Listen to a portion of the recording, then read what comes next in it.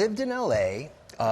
As a teen. You moved out to Los Angeles. Where are you from originally? Georgia. Georgia. Yeah, okay. yeah. Atlanta. You worked as a valet. You parked cars? I did, yeah. I had a number of jobs like early in my career, but I worked as a valet parker. Yeah, I also sold. Did you ever take them for a spin? Any of those nice cars?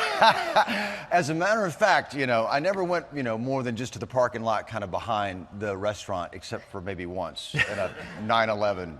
Nice. Quickly. Yeah, it was lovely. I drove kind of pretty much every car that existed in 1991. And you sold cowboy boots. I did. I sold cowboy boots. I actually have a story about that. I did. I sold cowboy boots in Santa Monica. And the first night of the White Lotus, we went out to dinner. There was about 6 or 7 of us, and I was sitting next to Patrick Schwarzenegger. Sure. And I said, okay, well, I've got a story for you. I met your father once. And it's like, okay, everybody has an Arnold story, right? And I said, well, actually, he came in, with his 2 daughters, your sisters, and he wanted some cowboy boots, and for them. Okay. And I was like, okay, there's Patrick, or there's Mr. Schwarzenegger, and he said, what color do you want? And he said, red.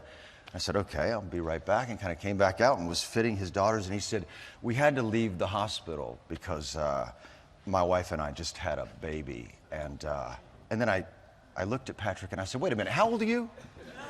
He was like 31. I said, it was you. He was the baby. You were the baby. You were the baby that they left, and so that was my connection to Patrick. So did the girls demand cowboy boots to accept the new baby? They were so demanding. I only want red.